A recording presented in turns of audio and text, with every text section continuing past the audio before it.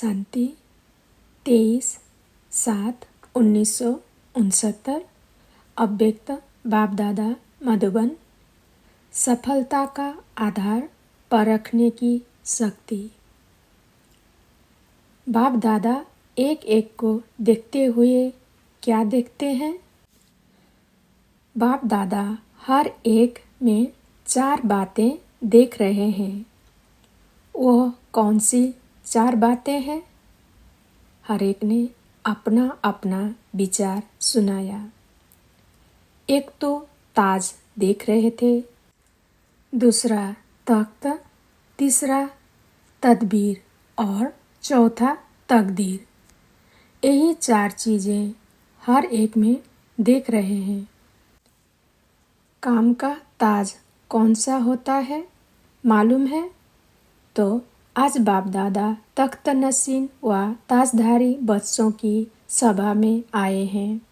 ताजधारियों को ही इस संगठन में बुलाया है, लेकिन हर एक का ताज अपना अपना तथा यथाशक्ति ही है। ये तो देख रहे थे कि इस काम में कौन कौन किस किस ताज तख्तधारी बन बैठे हैं, किस किसने कितना बड़ा ताज धारण किया है व छोटा धारण किया है, और ताज को सदा ही सिर पर रखकर चलते हैं व कभी कभी ताज को किनारे रख देते हैं। आप सभी भी अपने आप को जानते हो ना, क्योंकि सभी चुने हुए रत्न हैं, तो इतनी पहचान तो जरूर होगी ही।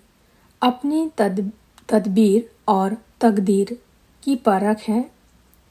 आप अपने को पूरा परख सकते हो। समझो, मिसाल के तौर पर आप एडवांस पार्टी में जाते हो तो अभी अभी आपके पुरुषार्थ प्रमाण, आपकी तकदीर क्या होगी, उनको समझते हो। अपने वर्तमान पुरुषार्थ और तकदीर को जानते हो। जब अपने को परख सकोगे तभी तो दूसरों को परख सकोगे। यह जानने की भी ज़रूरत है, क्योंकि अब समय ही ऐसा आ रहा है जो कि परखने की शक्ति की आपको अति आवश्यकता है। सर्विस में सफलता पाने का मुख्य साधन ही यह है। जैसे जैसे परखने की शक्ति तीव्र हो जाएगी, वैसे वैसे ही सफलता भी मिलती जाएगी। परख पूरी न होने कारण जो उसको चाहिए, जिस रूप से उनकी तकदीर जग सकती है, वह रूप उनको नहीं मिलता है। इसलिए ही सर्विस की सफलता कम मिलती है। कम सर्विस करने वाले की रिजल्ट क्या देखने में आती है कि प्रजा तो बहुत बन जाती है, बारिश बहुत कम। बारिश कम निकलने का मतलब ही है कि उनकी रग को पूरा परख नहीं सकते हो। मरीज की पूरी परख होती है तभी तो ठीक औषधि मिलती है ना। फिर रोग भी खत्म हो जाता है। रोग खत्म हुआ फिर क्या होगा? खास जो निमित्त बने हुए पांडव हैं, उनको भविष्य में आने वाली बातों को परखने की शक्ति चाहिए और निर्णय करने की शक्ति भी चाहिए। निर्णय के बाद फिर निवारण की शक्ति चाहिए, तभी सामना कर सकेंगे, और सामना करने के बाद यज्ञ की प्रत्यक्षता की सफलता पाओगे। आपको बाबा ने किस लिए बुलाया है?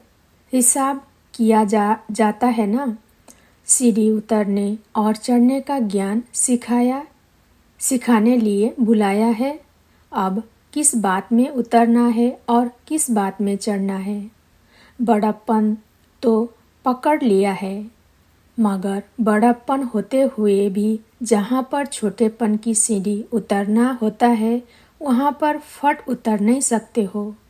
1 सेकेंड में मालिक और 1 सेकेंड में बालकपन की पने की आवश्यकता है। 1 सेकेंड में मालिक और 1 सेकेंड में बालक पने की आवश्यकता है। जहाँ पर बालक बनना चाहिए वहाँ पर फिर मालिकपन भी कुछ देखने में आता है। जैसा समय वैसा ही स्वरूप कैसे बनाना चाहिए वही सिखाने के लिए बुलाया है। मिसाल के तौर पर आप कभी भी संगठन के बीच में रहते हो, संगठन में कोई भी बात होती है तो उसमें विचार देने के समय मालिक बनकर विचार देना तो बहुत अच्छा है, लेकिन जहाँ पर संगठन का सवाल आता है वहाँ पर निमित्त बने हुए भाई बहनें जो फाइनल करते हैं उस पर फिर अपनी बुद्धि को बिल्कुल ही बालकपन में ले जाना चाहिए। बालकपने की क्वालिफिकेशन क्या होती है वही पर फोर्स में बोलेंगे, फिर वहीं पर ही बिल्कुल निसंकल्प बन जाएंगे। तो इसी रीति संगठन के बीच में निमित्त बने हुए के सामने अपनी मालिकपने की बुद्धि बनाकर राय देकर फट से बालकपन की बुद्धि बना लेनी है। इसी में ही फायदा भी है, लेकिन जहाँ भी मालिकपन होता है उसकी रिजल्ट क्या होती है? एक तो समय खराब होता है और शक्ति भी वेस्ट जाती है, और जो एक दो में स्नेह बढ़ना चाहिए वो कम होना संभव हो जाता है। इसलिए आप लोग जैसे कि जिम्मेवारियों लेते जाएंगे वैसे वैसे आपको इस सीढ़ी को उतरने और चढ़ने की आवश्यकता होगी। तो इन एडवांस भविष्य सर्विस की सफलता लिए यह शिक्षा दे रहे हैं। आप सब अनुभवी भी हैं। समय प्रति समय हर एक छोटा बड़ा अपनी शक्ति और सम्मान को रखने की कोशिश करता है, और आगे चलकर यह कुछ समस्या ज़्यादा सामने आने वाली है। इसलिए ही जो निमित्त बने हुए हैं उनको बहुत निर्माण चित्त बनना पड़ेगा। निर्माण अर्थात अपने मान का भी त्याग। निर्माण अर्थात अपने मान का भी त्याग। त्याग से फिर और ही ज़्यादा भाग्य मिलता है। जितना आप त्याग करेंगे उतना और ही आपको सम्मान मिलेगा। जितना अपना सम्मान खुद रखवाने की कोशिश करेंगे उतना ही सम्मान गंवाने का कारण बन जाएगा। इसलिए बालक और मालिकपन की सीढ़ी को जल्दी जल्दी उतरो और चढ़ो। इस अभ्यास को बढ़ाना है, इसलिए ही आपको बुलाया है। अब इसमें सफलता तो सभी होगी, जबकि परिस्थिति को परखने की शक्ति होगी। परिस्थिति को परखने से फिर परिणाम ठीक निकलता है। परखते नहीं तो परिणाम उल्टा हो जाता है। परखने की शक्ति बढ़ाने का क्या पुरुषार्थ है? दिल की सफाई से भी इस बात में बुद्धि की सफाई जास्ती चाहिए। संकल्प की जो शक्ति है उनको ब्रेक लगाने की पावर हो। मन का संकल्प व बुद्धि की जजमेंट जो भी होती है, तो मन और बुद्धि दोनों को एक तो पावरफुल ब्रेक चाहिए और मोड़ने की भी शक्ति चाहिए। यह दोनों ही शक्तियों की बहुत ज़रूरत है। इसको ही याद की शक्ति व अव्यक्त शक्ति कहा जाता है। अगर ब्रेक ना दे सकेंगे तो भी ठीक नहीं, अगर टर्न नहीं कर सकेंगे तो भी ठीक नहीं। तो ब्रेक देने और मोड़ने की शक्ति होगी तो बुद्धि की शक्ति व्यर्थ नहीं गंवाएंगे। एनर्जी वेस्ट ना होकर जमा होती जाएगी। जितनी जमा होगी उतना ही परखने की निर्णय करने की शक्ति बढ़ेगी। यह भी अभ्यास भट्टी में करना चाहिए। तो अपने मन और बुद्धि को कहाँ तक ब्रेक लगा सकते हो और मोड़ सकते हो, अपने को चेक करना है। कोई बात में एक्सीडेंट होने के भी यही दो कारण होते हैं। खास पांडवों प्रति बाप दादा का यही विशेष इशारा है। अच्छा, भट्टी में तो बहुत कुछ सुना होगा। ऐसे तो नहीं कि बहुत सुनते हो तो बिंदु स्वरूप में रहना मुश्किल हो जाता है। परंतु बिंदु रूप में स्थित रहने की कमी का कारण यही है कि पहला पाठ ही कच्चा है। कर्म करते हुए अपने को अशरीरी आत्मा महसूस करें। यह सारे दिन में बहुत प्रैक्टिस चाहिए। प्रैक्टिकल में न्यारा होकर कर्तव्य में आना। यह जितना जितना अनुभव करेंगे उतना ही बिंदु रूप में स्थित होते जाएंगे। परंतु यह अटेंशन कम रहता है। आप कहेंगे समय नहीं मिलता है, लेकिन समय तो निकाल सकते हो। अगर लक्ष्य है तो जैसे कोई विशेष काम पड़ जाता है तो उसके लिए आप खास ख्याल रख कर भी समय निकालते हो ना। यही काम का थोड़ा समय जो रहा हुआ है उसमें यह विशेष काम है। विशेष काम समझकर बीच बीच में समय निकालो तो निकल सकता है, परंतु अभ्यास नहीं है, इसलिए सोचते ही सोचते समय हाथों से चला जा रहा है। आप ध्यान रखो तो जैसी जैसी परिस्थिति उसी प्रमाण अपनी प्रैक्टिस बढ़ा सकते हो। इस अभ्यास में तो सभी बच्चे हैं। वास्तव में बिंदु रूप में स्थित होना कोई मुश्किल बात नहीं है। जितना जितना न्यारा बनेंगे तो बिंदु रूप तो उतना ही न्यारा। निराकार भी है तो न्यारा भी है। आप भी निराकारी और न्यारी स्थिति होंगे तो बिंदु रूप का अनुभव करेंगे। चलते फिरते अव्यक्त स्थिति का अनुभव कर सकते हो। प्रैक्टिस ऐसी सहज हो जाएगी कि जब भी चाहो तब अव्यक्ति स्थिति में ठहर जाओगे। 1 सेकंड के अनुभव से कितनी शक्ति अपने में भर सकते हो, वो भी अनुभव करेंगे और ब्रेक देने मोड़ने की शक्ति भी अनुभव में आ जाएगी। तो बिंदु रूप का अनुभव कोई मुश्किल नहीं है। संकल्प ही नीचे लाता है। संकल्प को ब्रेक देने की पावर होगी तो ज़्यादा समय अव्यक्त स्थिति में स्थित रह सकेंगे। अपने को आत्मा समझ उस स्वरूप में स्थित होना है।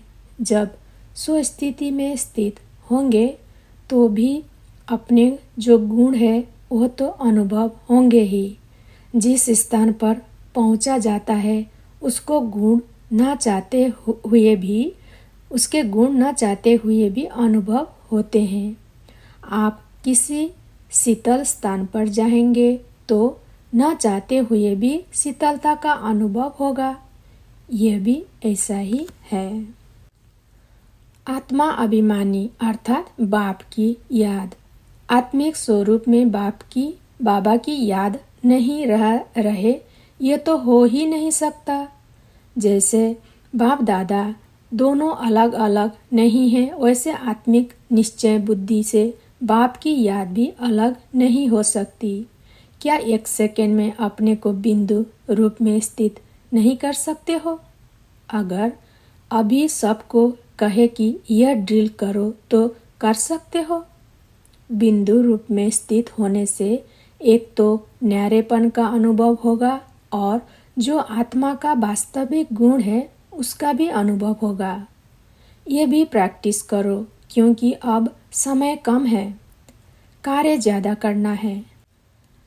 अभी समय जास्ती और काम कम करते हो, आगे चल करके तो समय ऐसा आने वाला है जो कि आप सभी की जीवन तो बहुत बिजी हो जाएगी और समय कम देखने में आएगा। यह दिन और रात 2 घंटे के समान महसूस करोगे। अब ऐसे ही ये प्रैक्टिस करो कि कम समय में काम बहुत करो। समय को सफल करना भी बहुत बड़ी शक्ति है। जैसे अपनी एनर्जी वेस्ट करना ठीक नहीं है, वैसे ही समय को भी वेस्ट करना ठीक नहीं है। एक एक की प्रजा प्रख्यात होगी। जब प्रजा प्रख्यात होगी तब पद भी प्रख्यात होगा। हर एक की प्रजा और भक्त प्रख्यात होंगे। भविष्य पद के पहले संगम की सर्विस में सफलता स्वरूप का यादगार प्रख्यात होगा।